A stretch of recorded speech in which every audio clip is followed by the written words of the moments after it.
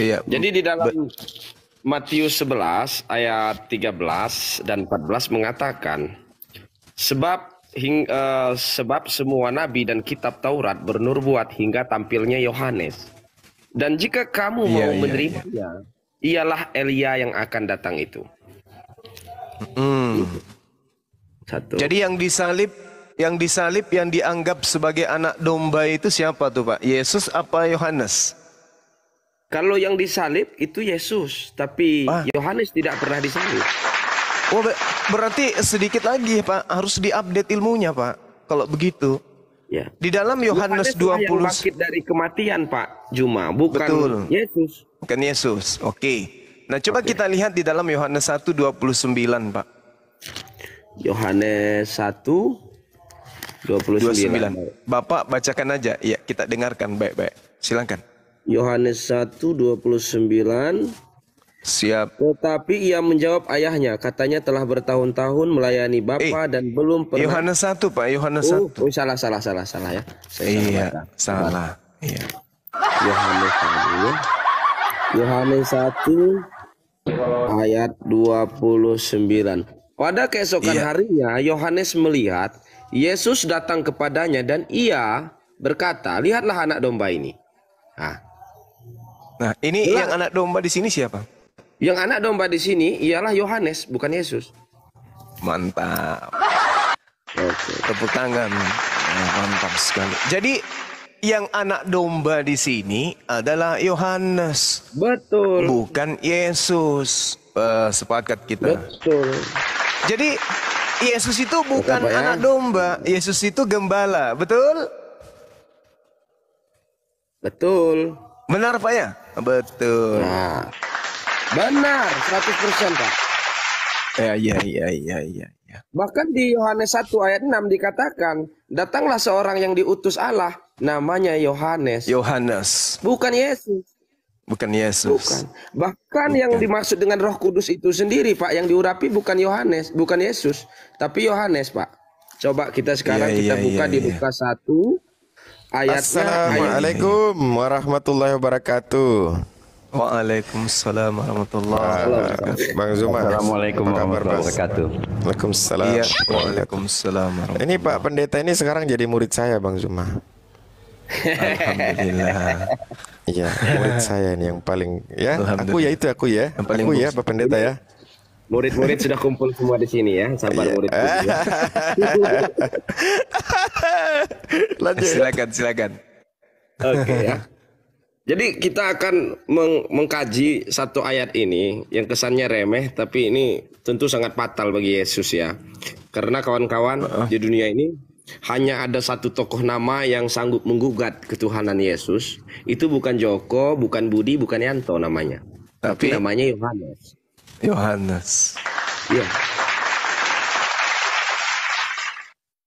Dan ketika Lukas satunya Pak, Lukas satunya dibaca, Lukas satunya. Baik. Saya akan baca ke Lukas 1-nya Pak ayat 15. Sebab ia akan besar di hadapan Tuhan, ya. Dan ia tidak akan minum anggur atau minuman keras, dan ia akan penuh dengan Roh Kudus mulai dari rahim ibunya. Dikatakan Yohanes akan penuh dengan Roh Kudus mulai dari rahim ibunya. Artinya rahim ibunya dipenuhi dengan Roh Kudus Elizabeth. Bagaimana kalau kita lihat tentang Yesus? Di Yordan. Kita ke ayat 35. Jawab malaikat itu kepadanya, Roh Kudus akan turun atasmu. Dikatakan. Tidak ada di sini pernyataan Roh Kudus akan masuk ke dalam perut Maria, apalagi Maria sampai bunting.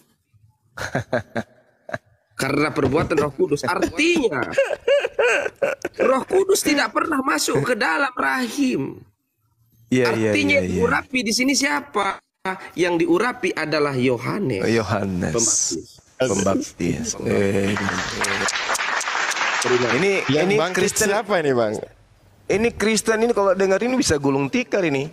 Oh, sudah Bang Zuma. Aduh, nangis mereka. Terus Pak. Terus Pak yang disalib bukan Yohanes. Bukan. Yang di merekakan itu adalah seorang penjahat. Kan sudah jelas. Pada saat itu terdapat seorang penjahat yang terkenal kejahatannya yang bernama Yesus Barabas. Yesus Barabas. Barabas itu sendiri artinya adalah anak Bapa. Iya. Barabas dan Kristus itu adalah gelar yang sama-sama dimiliki oleh Kristus. Tidak bisa dianggap dua orang. Iya.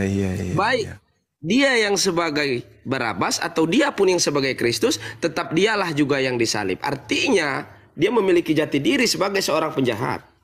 Iya. Luar biasa Lukas 9. Yesus Yohanes lah yang mati. Yohanes lah yang bangkit dari antara orang mati. Iya. Bohong kita, Pak. Bukan Yesus, tidak ada Yesus. Di sini jelas siapa yang berkata, Herodes. Ayo kawan-kawanku, berpalinglah kalian ke Yohanes ya, mulai sekarang. Bunda, ini kalau ada pendeta begini perkuliahan nggak ada ini. Ini jemaat nggak ada jemaat ada. Belum tahu. Pendeta ini baptisnya pakai api. Kalau Baptis yang api kita dia. lihat Pak Pendeta, yang kita lihat di dalam Lukas 1:14 itu yang ditangkap sebenarnya siapa sih di situ? Kan udah jelas di situ, Bang. Ada juga penangkapan. Terjadi juga penangkapan itu. Oh, di Lukas, Bang ya? Ada. Iya. Ada. Siap. Tapi di sini intinya saya mau mengatakan bahwa Herodes memberi kesaksian berdasarkan keterangan dari masyarakat pada zaman itu yang menyatakan nomor 9. Yohanes telah bangkit dari antara orang mati. Bukan Yesus, Pak, yang bangkit ini. Fakta ini. Dan ada lagi yang lain yang mengatakan bahwa Elia telah muncul kembali, dan ada pula yang mengatakan bahwa nabi-nabi terdahulu telah bangkit. Artinya di sini yang sebagai Elia, yang sebagai bangkit dari kematian, yang sebagai nabi-nabi yang dinubuatkan akan bangkit lagi adalah Yohanes. Tidak ada di sini tentang Yesus, sedikit pun tidak ada. Iya. Berarti salah tidak iman Islam yang mengatakan bahwa sosok yang datang kepada Bani Israel yang disebut Isa di dalam Al-Quran itu diselamatkan dari penyaliban. Salah nggak itu, Bang? Betul. Artinya sosok yang selama ini dikatakan adalah sosok Nabi Isa itu bukanlah Yesus. Iya. Itu bukanlah Yesus. Karena Betul Yesus jelas sekali. seorang yang tidak memiliki harkat dan martabat pada zaman itu.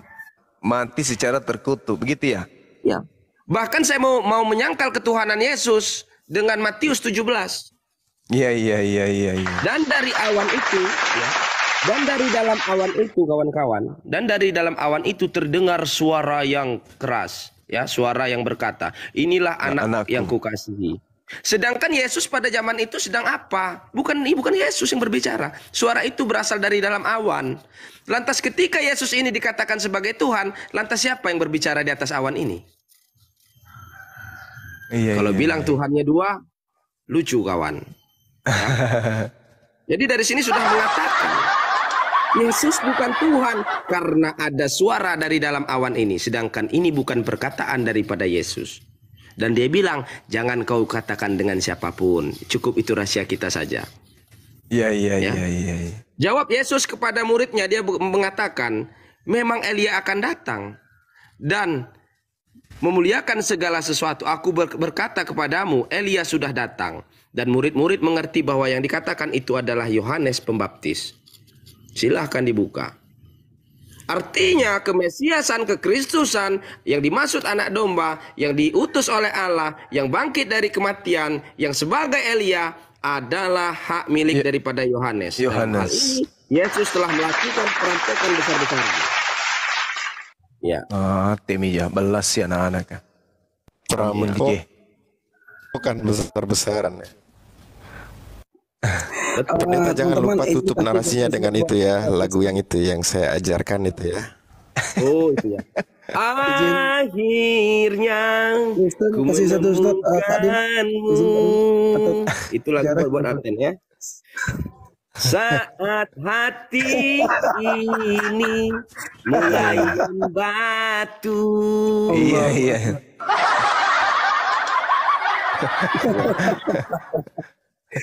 Bahkan di dalam detik-detik kematian Yesus, dia sempat mengatakan, Eli, Eli, lama sabachthani. Siapa yang dia panggil? Yang dia panggil Yohanes. Nah, iya. Bahkan ini dikonfirmasi juga di dalam kitabnya Yahudi bahwa memang Yohanes itu adalah sebagai guru dan Yesus itu sebagai muridnya, tapi dibalikkan oleh mereka. Begitu loh. Dan fakta di abad 7 di dalam Al-Quran, fakta sejarah tidak disebutkan kekristenan itu. Maka saya katakan Kristen itu adalah anti daripada Kristus itu sendiri. Benar sekali. Kok kita sepakat. Iya. Jadi gerejanya Pak Pendeta ini gereja apa namanya? Mbalelo. Ya, gereja Santo Kristus apa itu? Nanti saya pikirkan dulu itu, kawan. Kita belum Mbalelo.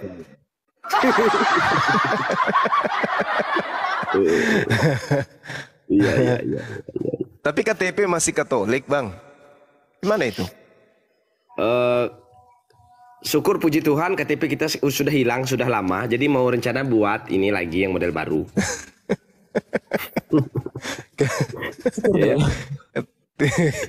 Jadi pendeta ini Bang Juma, pendetanya ada singkatan. Pendeta ini pendapatan dengan taktik. Ya, itu pendapatan dengan taktik. Iya. Artinya bisnis. Bisnis. Oh, bisnis. Juga singkatan agama nostalgia TikTok. Iya. Oh, agnostik, agama nostalgia TikTok. Wah, iya. Bagus. Jadi mereka yang mencari keuntungan di dalam agama itu pendeta namanya. Pendapatan dengan taktik. Oh, pendapatan dengan taktik. Ya. Bagus, luar biasa. Masuk di akal sih. Masuk di akal gitu ya. Jadi Bapak, silakan Dek, silakan. ini menyembah siapa Gurunda kira-kira kalau dia yang disalib itu bukan Yesus tapi Yohanes yang Ini disembah menyembah mimbar gereja. Jadi begini saudara, Yohanes 1 ayat 6 mengatakan, datanglah seorang yang diutus Allah namanya Yohanes. Yohanes adalah utusan Allah. Nah, artinya orang-orang Israel pun termasuk Yohanes, Zakaria, Musa, Sulaiman pun termasuk Nabi Muhammad, kita menyembah Tuhan yang satu. Hanya ini mereka ini yang sudah mengada-adakan. Belum ada di dalam sejarah pun menyembahkan manusia menjadi Tuhan. Ya. Bahkan saya kemarin saya sempat bertanya ini Bang Juma, adakah ajaran di tempat kalian larangan mengawini ibu kandung? Dan tidak ada larangan itu. Nah makanya saya sudah mau mati-matian menghancurkan semua yang tidak ada aturan seperti itu. Kita beragama harus punya norma. Adakah di dalam kekristenan mengajarkan untuk melarang mengawini ibu kandung? Kayaknya nggak ada ya. Ngeri-ngeri sedap.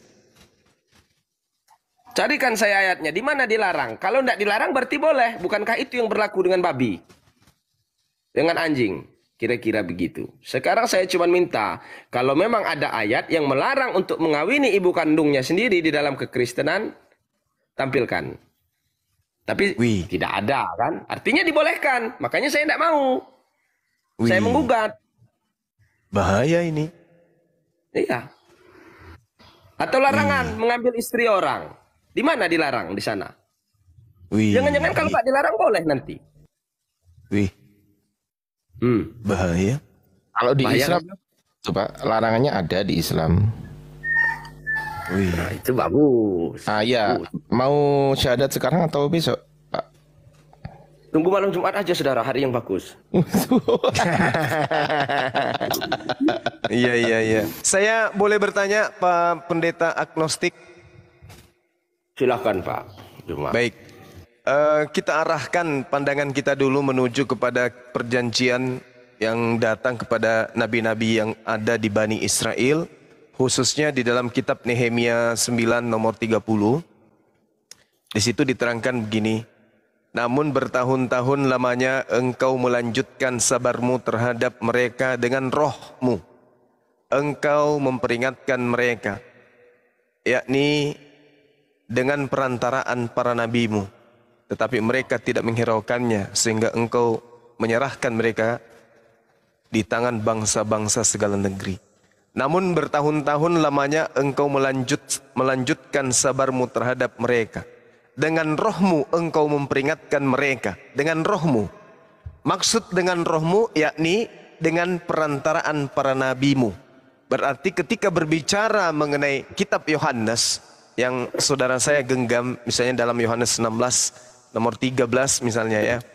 Di situ diterangkan dengan sangat akurat bahwasanya Tuhan akan mengirimkan setelah Yesus sebuah atau seorang atau roh kebenaran. Tetapi apabila ia datang yaitu roh kebenaran.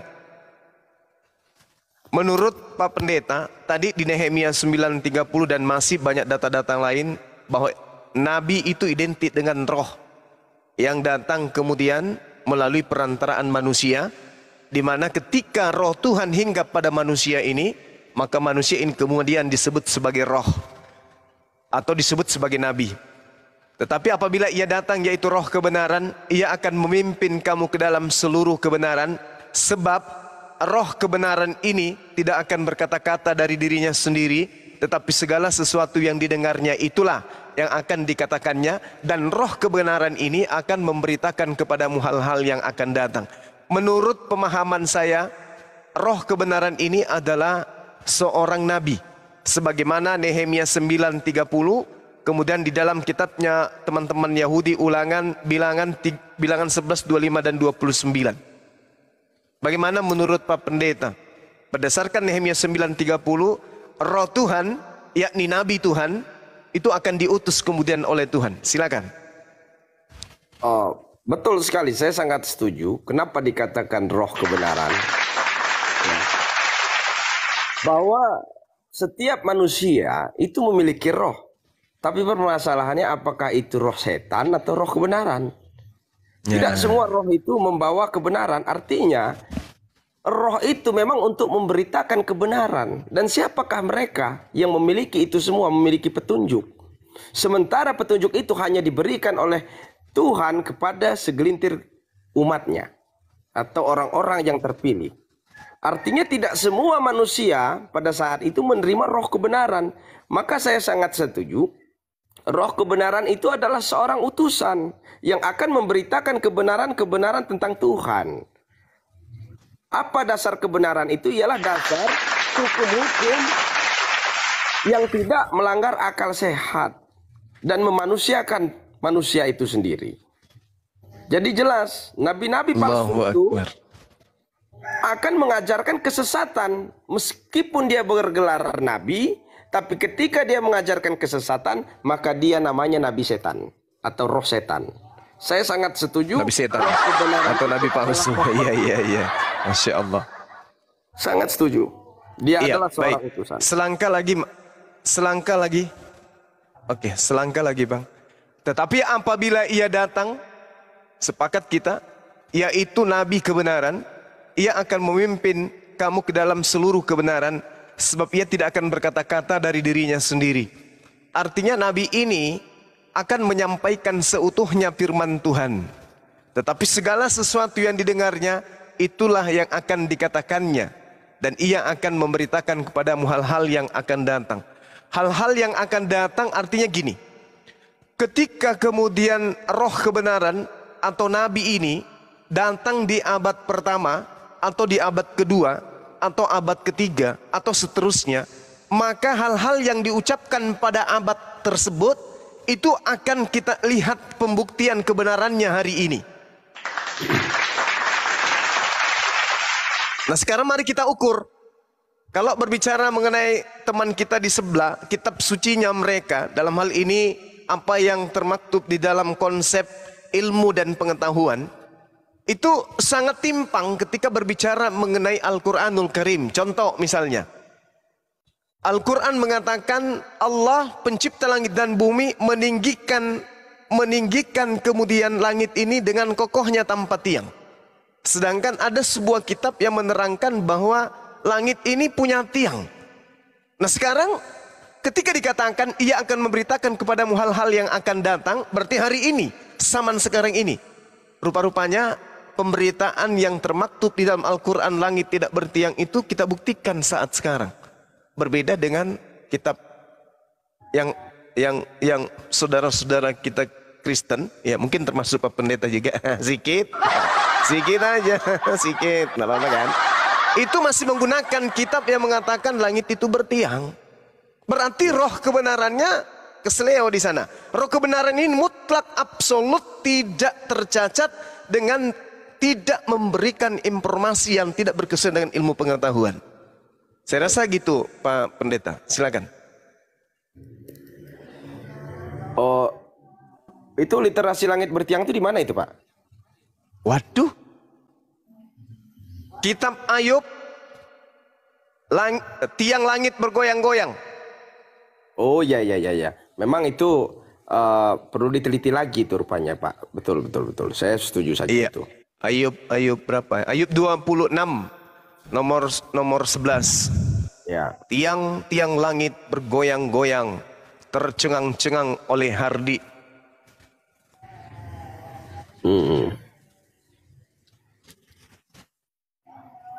Ya, saya setuju sajalah itu.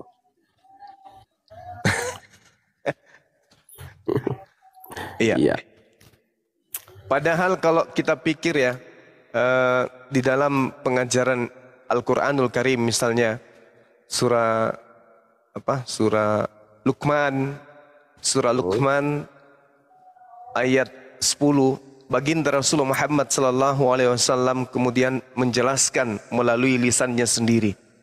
Khalaqas samawati bighairi, itu yang diterangkan dalam Al-Quran. Khalaqas samawati bighairi amadin tarawunaha wa alqa fil ardi. Dialah Allah yang menciptakan langit tanpa tiang, sebagaimana yang kamu lihat. Kalau ini bukan firman Tuhan, abad ke-6, abad ke-7, baginda Rasulullah Muhammad SAW hanya mutar-mutar di kota Mekah, Madinah, dan sekitarnya. Beliau tidak melihat bagaimana di Mesir, bagaimana di Asia, bagaimana kemudian di Indonesia, Malaysia. Apa mana tahu di sana ada tiang. Tapi dengan beraninya dia mengatakan khalaqas samawati bighairi amadin tarawunaha. Artinya bahwasanya ketika kita merujuk kepada Yohanes 16:13, roh kebenaran, nabi kebenaran yang akan diutus setelah kemudian datangnya Yohanes di dalam keimanan saudara pendeta, maka yang datang setelah beliau adalah oknum nabi kebenaran yang akan memberitakan kepada semua manusia hal-hal yang akan datang. Hari ini kita membuktikan langit tidak bertiang. Sedangkan kalau kita melihat di dalam Ayub 26 nomor 11, tiang-tiang langit bergoyang-goyang, tercengang-cengang dengan hardi Tuhan. Silakan. Jadi gini Pak Ustadz Juma ya. Saya mau menjelaskan. Bang Suma. Iya Bang Juma ya. Silakan. Bahwa sebenarnya mengapa dikatakan bahwa Yohanes memiliki Injil ya, Injil Yohanes atau Injil yang diberikan oleh Tuhan itu sendiri. Apa pengajarannya? Berbeda dengan kitab-kitab Musa atau Taurat, tapi dia memiliki Injilnya sendiri. Dalam arti begini, di detik-detik kematiannya Yohanes bisa dikategorikan ada suatu visi misi yang tertunda, yang tidak terlaksana, suatu kebenaran itu yang belum difirmankan, yang tidak diterima oleh manusia, yang belum diterima oleh manusia. Oleh karena itu Tuhan membenarkannya. Makanya saya sangat setuju di dalam kitab saudara ketika Tuhan itu membenarkan kitab-kitab sebelumnya. Dalam artinya, apakah pengajaran Nabi Isa itu atau Yohanes itu bertentangan dengan pengajaran Muhammad? Tidak, sama sekali tidak. Justru pengajaran Nabi Muhammad itu sendiri adalah pengajaran Nabi Isa itu juga. Jadi saya mau mengatakan kalau Injil Yohanes itu masih ada, isinya tidak lain dan tidak bukan adalah Al-Quran itu sendiri. Karena itulah Muhammad meluruskan semua perkara. Baik manusia yang menuhankan manusia, manusia yang menuhankan ibunya sebagai Tuhan, dikatakan di sana. Kedatangan Muhammad untuk meluruskan itu semua dari fitnah-fitnah itu tadi. Dan terjawablah sudah, ternyata semua yang disangkal Al-Quran tentang Kristiani, saya tidak mengatakan Kristen karena Kristen belum ada, ternyata terbukti di dalam kitab itu sendiri bernubuat datangnya Yohanes. Makanya saya sangat setuju jika pengajaran Isa itu adalah Injil, maka Injil itu pun ada di dalam Al-Quran. Nah, inilah tadi saya mau meluruskan dan saya sangat setuju sekali itu, saudara ya. Alhamdulillah. Silakan teman-teman. Saya rasa pendeta kita, pendeta agnostik ini bakal menjadi batu sandungan bagi gereja terkait misionaris yang ingin memurtadkan banyak orang. Dengan adanya pendeta agnostik ini, saya rasa langkah Kristen akan semakin berat. Silakan teman-teman. Boleh nggak Bang Juma? Saya mau bentar aja. Lanjut Bang Adi. Pendeta, Silakan. Pak Pendeta, sebelum begini, tadinya di Katolik apa di Protestan, Bang? Oh ya, tadinya saya itu kepercayaan, Pak ya, kepercayaan saja. Anda nggak berasal dari Kristen gitu? Bukan. Saya ini Kristus, Pak, pengikut daripada Yohanes. Saya percaya, tapi saya tidak menuhankan Yohanes, tidak. Saya meyakini Yohanes adalah utusan. Dialah yang sebagai juru selamat, dialah yang dinubuatkan. Cuman saya ada tidak cocok di sini ketika Yohanes itu dikatakan sebagai anak Zakaria. Sementara juga tadi di dalam kalau nggak salah Yesaya mengatakan bahwa itu akan lahir dari seorang wanita. Sementara kita kutip pernyataan itu dari mulut Yesus sendiri di dalam Matius 11 bahwa dia adalah sang Elia. Maka saya ingin mengatakan yang sekarang ini tidak benar. Yang harusnya Yohanes itu sebagai anak daripada Maria. Tapi diganti menjadi anak daripada Zakaria. Cukup Pak Pendeta. Satu lagi sebelum yang lain. Mohon maaf ya nyela. Kalau Yesus itu menurut Anda seperti apa Pak Pendeta? Ya, yang pasti sudah jelas itu ada di ayatnya. Sudah dikatakan bahwa pada saat itu terkenallah seorang penjahat yang terkenal kejahatannya yang bernama Yesus Barabas.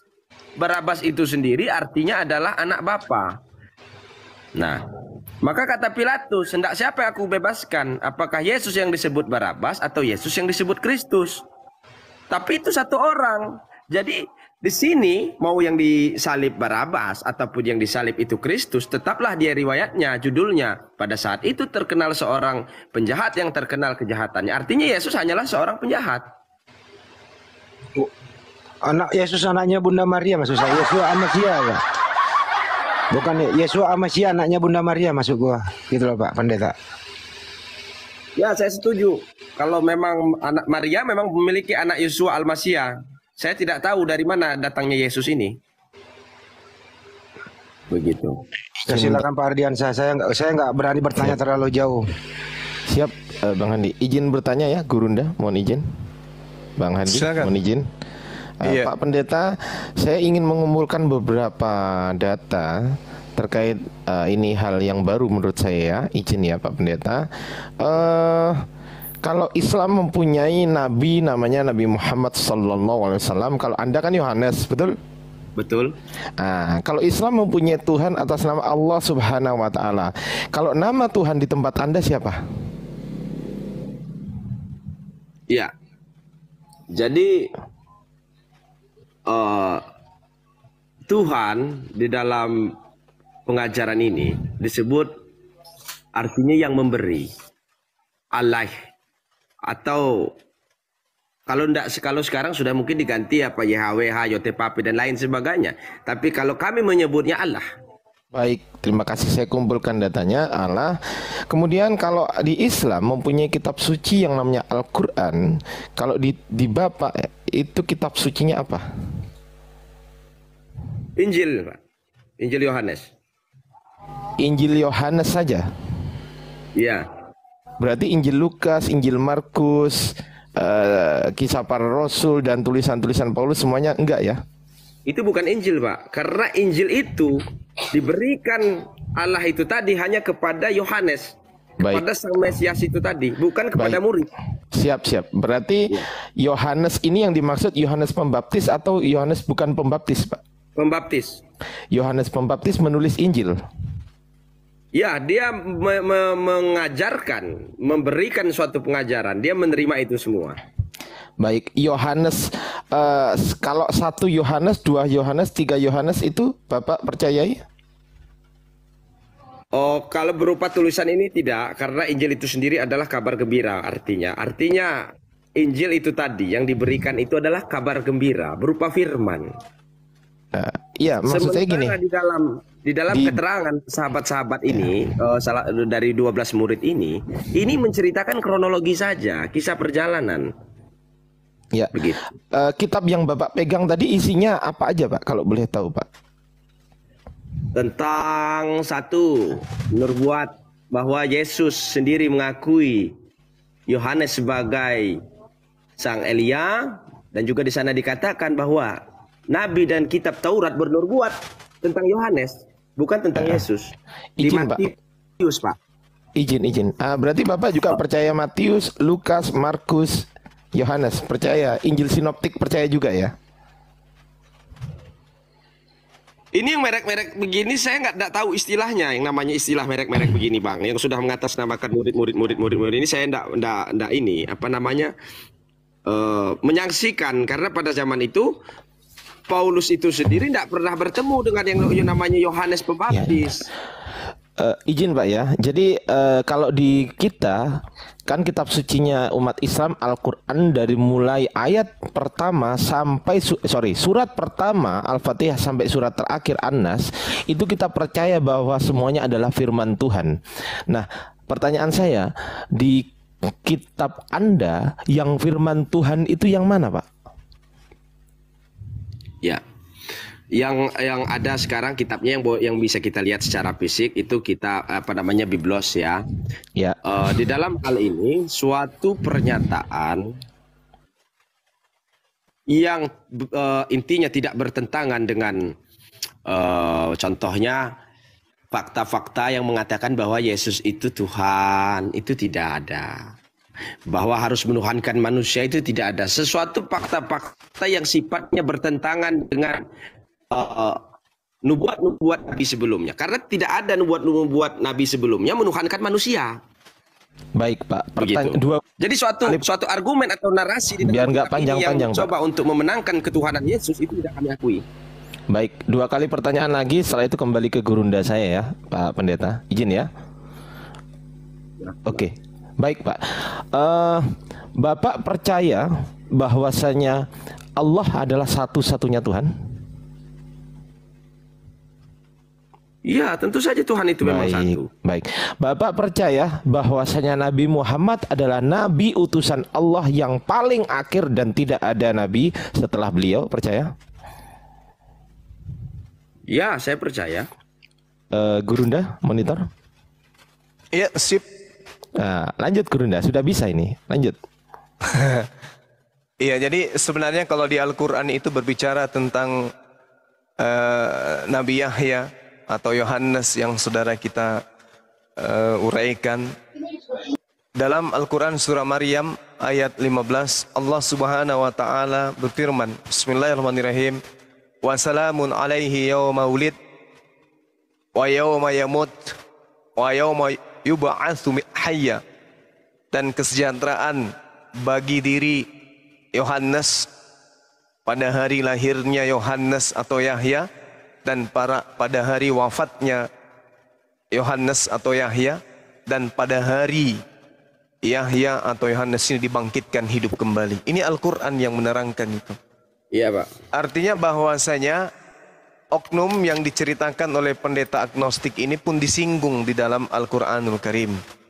Wassalamun alaihi, semoga dan kesejahteraan bagi dirinya pada saat beliau kemudian ulida, dilahirkan menjadi seorang laki-laki dan seterusnya. Jadi karena beliau Yahya ini memiliki sifat terpuji, maka kemudian Allah melanggengkan kemudian pernyataan Allah itu sendiri di dalam Al-Quranul Karim berdasarkan tentang apa yang ada terhadap oknum Yahya atau Nabi Yahya. Oh, kami instruksi sedikit Pak. Ini Pak Ustadz. Silakan. Bahwa kalau kami meyakini bahwa Yohanes Pembaptis bukanlah Yahya, tetapi Isa Al-Masih. Ya, baik. Artinya ada ketidaksinkronan antara Al-Quranul Karim dengan konsep saudara ketika berbicara mengenai Yahya itu tidak diimani sebagai Yohanes Pembaptis.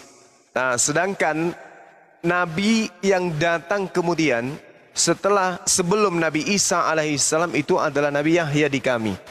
Nah, sedangkan kalau kita melihat narasi yang ada di Bible, ada oknum yang kemudian sungkan untuk melakukan pentahiran terhadap seorang Yesus. Jadi beliau merasa tidak pantas, tapi pada keadaannya ternyata betul-betul Yesus justru dibaptis oleh Yohanes ini. Artinya narasi Quran ketika berbicara mengenai orang atau oknum Yahya itu adalah sosok Nabi yang datang sebelum Nabi Isa alaihissalam kemudian dinyatakan di dalam Al-Quran dengan doa dan ucapan yang sama. Contoh misalnya di dalam surah Maryam ayat selanjutnya di data nomor 3, di ayat 30-nya. Allah Subhanahu wa taala juga menarasikan berfirman di sana, qala inni Abdullah ataniyal kitaba wa ja'alani nabiyan. Dialah Nabi Isa alaihissalam berkata, sesungguhnya aku hamba Allah, dia memberiku kitab Injil dan kemudian menjadikan aku seorang nabi. Dan ini terjadi setelah Nabi Yahya itu juga ada. Maka dalam Al-Quran dikatakan wassalamun alai yauma wulid wa yauma amut wa yauma ub'atu hayya. Sama seperti Nabi Yahya tadi. Dan kesejahteraan semoga dilimpahkan kepada aku pada hari aku dilahirkan, pada hari wafatku, dan pada hari aku dibangkitkan hidup kembali. Sama persis dengan apa yang terjadi terhadap Nabi Yahya. Silakan. Ayat berapa itu Pak? Maaf Pak Ustaz, itu tadi semoga itu. Surah Maryam ayat 15 dan surah Maryam ayat 33. 33 ya, Dek? Betul, 33. Maryam 33 yang kan itu kan. Maryam ayat berapa tadi Pak? 15 dan 33. Oke ya. RTI serang Juma. Di sini Juma. Dan Petra diem dulu. Belum waktumu. Nanti ku tendang pantatmu ya. Diem. Baik ya. Lanjut Pak, Dan kesejahteraan ya. Dan kesejahteraan bagi dirinya. Jahanam. Pada hari lahirnya di sini dikatakan ya, pada hari di sini dikatakan pada hari lahirnya, pada hari wafatnya, dan pada hari dia dibangkitkan hidup kembali. Ada 3 perkara besar di sini yang disebut. Yang pertama ialah hari lahir, tercatat benar yang Pak Ustadz katakan ya, hari di mana dia itu dilahirkan, dicatat di sini. Dan pada hari wafatnya, ya, artinya ada wafat. Dan juga yang terakhir di sini pada hari dia dibangkitkan, artinya tidak mungkin siang mendahului malam atau malam mendahului siang. Artinya wafat dulu baru bangkit, tidaklah bangkit baru wafat. Itu terbalik ya. Jadi kalau kita kolerasikan antara ayat 15 ini di dalam 3 perkara besar yang disebut, hari lahir, hari wafat, hari bangkit. Kita kolerasikan di sini dengan Lukas 9 ayat 7 sampai 9. Ialah bahwa kita tahu Yohanes Pembaptis itu kepalanya dipenggal. Kita tahu di sini dia mati. Tapi dengan kuasa Allah itu tadi, dia bangkit dari antara orang mati. Nah, dia bangkit dari antara orang mati. Dikatakan di situ, diangkat, mungkin ya, diangkat kehadiratnya. Itu sistemnya ruhaniyahnya, ya, ruhaniyahnya bukan jasad. Makanya saya sangat setuju. Maka ada 3 perkara besar, ya, di sini mengatakan bahwa demi hari lahirku, demi hari wafatku, dan demi hari aku dibangkit. Maka Tuhan membangkitkannya dari antara orang mati sesuai di konferensi di dalam Lukas 9. Dia bangkit dari antara orang mati. Nah, tidak ada satupun di sini satu tokoh yang ketika dia wafat mampu dia dibangkitkan dari antara orang mati yang memiliki nubuat bahwa dia sudah dinubuatkan di dalam kitab Taurat dan para nabi-nabi sebelumnya. Nah, Bahkan Yesus sendiri yang memberi keterangan itu. Saya sangat setuju kalau perkara ini dikatakan ini adalah tentang Nabi Isa. Saya sangat setuju. Begitu, sangat setuju. Bahkan Maryam berkata, sungguh aku berlindung kepada Tuhan yang Maha Pengasih, ya, terhadapmu jika engkau orang yang bertakwa. Artinya tidak dibenarkan juga di sini Maryam itu menuhankan Yesus. Tidak ada seperti itu. Ini sudah dikatakan juga. Saya sangat setuju dengan ayat-ayat ini. Ini keren, kawan-kawan ya. Bagaimana mungkin aku mempunyai anak laki-laki padahal aku tidak pernah tidak pernah ada laki-laki yang menyentuhku dan aku bukan seorang pezina. Nah, artinya apa di sini? Mengapa Yohanes Pembaptis dikatakan sebagai anak Zakaria? Nah, sedangkan di sini dikatakan Nabi Isa adalah seorang anak dari perawan yang tidak pernah melakukan zina. Maka di dalam hal ini terjadi suatu pemutarbalikan fakta. Yang harusnya Yohanes Pembaptis itu adalah anak daripada Maria, dijadikan mereka sebagai anak daripada yang harusnya Yohanes adalah anak daripada Maria, dijadikan mereka anak Zakaria. Nah, ini sesuai dengan ajaran kami Nasrani. Nah, kami sangat setuju itu, saudara. Dan ini memang dikonferensi, ya. Begitu. Oke. Pendeta Paulus. Lalu Pendeta Paulus. Bagaimana dengan Lukas 7 nomor 29, Pak Pendeta? Oh, Lukas 7 nomor 28. Lukas 7 nomor 28. 77 nanti sebar. Kita akan lihat di sini ya.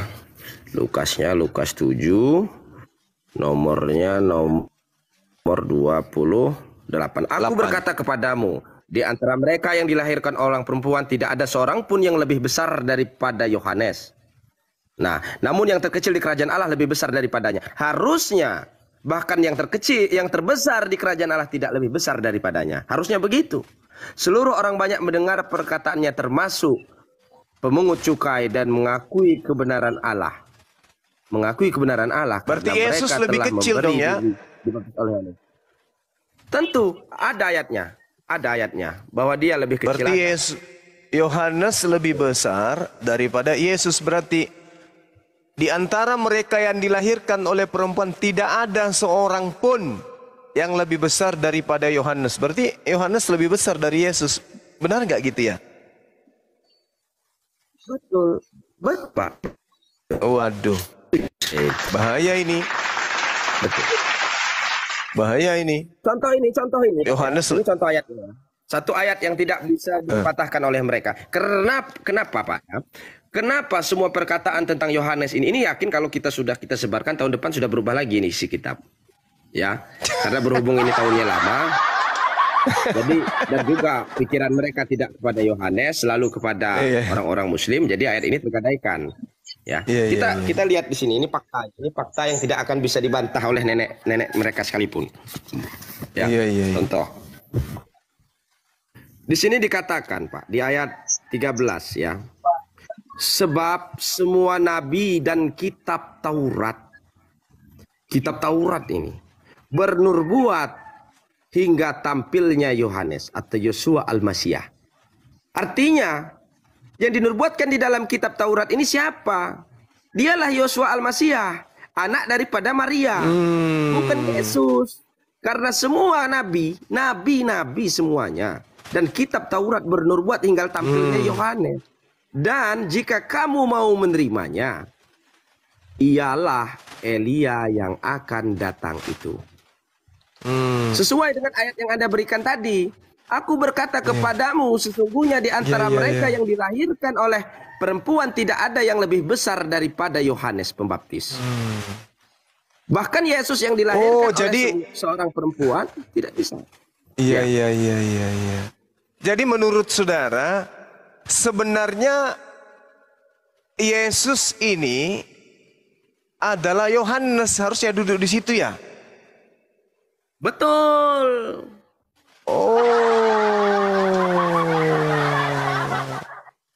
Mantap. Ketuhanan itu tadi. Oke, contoh bagaimana Bapak membuktikan bahwa Yohanes Hancur adalah ini. Kristus? Kita buktikan. Ya. Hancur ini, hancur. Bagaimana Anda membuktikan bahwa Yohanes adalah seorang Kristus? Kita buktikan di sini, oke ya. Buanglah ragi yang lama itu supaya kamu menjadi adonan yang baru. Sebab kamu memang tidak beragi. Sebab anak domba Paskah kita juga telah disembelih, yaitu Kristus. Anak domba telah disembelih, yaitu Kristus. Kristus telah disembelih, yaitu anak domba. Siapakah yang disembelih?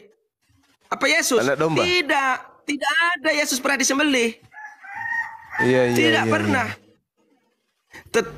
Yang disembelih adalah Yohanes Pembaptis. Inilah sebabnya dia dibaptis oleh Yohanes. Nah, Oh, Markus 6:16 ya. Matius 6:16 ya. Betul Gurunda? Yang mana dia? ini satu Korintus. Yang dipenggal kepalanya oleh Herodes itu bukan sih? Itu Yohanes Ya, bukan Lukas sih? 9 itu. Itu Oh, Lukas ya. 9. Siap. Itu di Ya, Lukas 9 juga ada. Lukas 9. Betul. Lukas 9 Di juga Lukas ada. 9.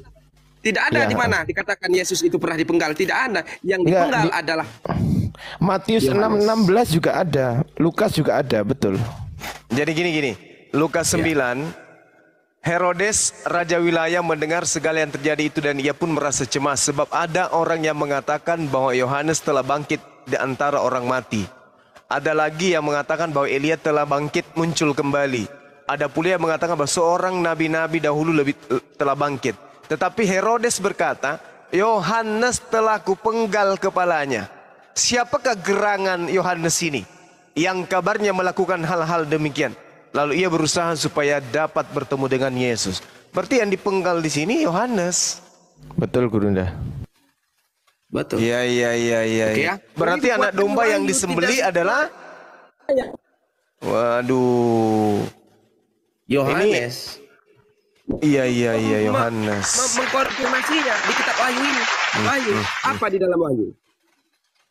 Anak domba yang disembelih itu layak untuk menerima kuasa dan kekayaan dan hikmat dan kekuatan dan kehormatan dan kemuliaan dan puji-pujian. Berapa kali dikatakan anak domba? Karena engkau telah disembelih dan dengan darahmu engkau telah membeli mereka bagi Allah. Artinya siapa yang berhak melakukan penebusan itu? Ialah Yohanes yang dengan darahnya, darah yang keluar dari hasil sembelihannya. Apakah Yesus disembelih? Tidak. Iya. Begitu loh. Biasa, luar biasa. Ditegaskan di sini Iya, anak jadi domba. saya seperti ingin telah disembelih. Betul. Iya. Ya, kepada teman-teman umat Islam yang ada di bawah 2.200 personil yang sedang menyimak dan juga di channel Zulkifli Abbas 900 kurang lebih 1.000 orang yang menyimak. Apa yang kita dengarkan dari Bapak Pendeta pada siang hari ini terkait adanya pertentangan perselisihan tentang oknum yang disalibkan itu 1400 tahun silam. Al-Quran sudah menyatakan wa innal ladzina ikhtalafu fihi lafi syakkim minhu. Sesungguhnya mereka yang berselisih pendapat tentangnya, mereka berselisih paham yaitu tentang Nabi Isa. Benar-benar dalam ragu-raguan tentang hal tersebut, yakni tentang pembunuhan itu. Artinya apa yang dinarasikan Al-Quran itu adalah suatu perselisihan terjadi pada masa itu sampai hari ini terkait dengan orang yang diserupakan, orang yang disalibkan, orang yang disalibkan, orang yang kemudian mereka bunuh, itu benar-benar ada muncul keraguan. Kemudian terkait dengan hal ini mereka berselisih pendapat. Luar biasa. Jadi kalau saudara kita pendeta ini muncul kemudian mengatakan itu bukan Yesus Barabas, itu bukan Yesus yang Anda tuhankan, tetapi adalah Yohanes, maka Al-Quran semakin nyata bahwa mereka memang ada pada sisi perselisihan. Juga diterangkan di dalam Kisah Para Rasul 19 kalau saya tidak salah ingat ya. Di situ juga terhimpun suatu pemberitaan bahwasanya perselisihan terjadi antara orang yang bernama Paulus dengan orang-orang Yahudi yang ada pada masa itu, bahwa mereka berselisih. Kita lihat di dalam Kisah Para Rasul 25 nomor 19, di situ akurat diberitakan bahwasanya tetapi mereka berselisih paham tentang dia, seorang yang bernama Yesus yang sudah mati, sedangkan Paulus katakan Yesus tersebut pasti hidup dan Yesus tersebut itu masih hidup. Ini diterangkan Kisah Para Rasul 25 nomor 19. Jadi Al-Quran menarasikan wa innal ladzina ikhtalafu fi syakkim minhu. Hari ini kita bisa buktikan itu dengan adanya Pak Pendeta yang menarasikan unsur kebenaran perspektif beliau bahwa yang disembeli tadi itu adalah Yohanes, yang digerek tadi itu adalah Yohanes, yang dilakukan penyaliban itu adalah Yohanes, sedangkan yang mereka tuhankan adalah Yesus Barabas. Demikian. Biasa. Kita sapa dulu guru. Ada sebentar Pak Pendeta, kita sapa dulu Pak Pendeta ya. Ini ada ketua kita. Assalamualaikum Ustadz Alif. Waalaikumsalam warahmatullahi wabarakatuh. Ya,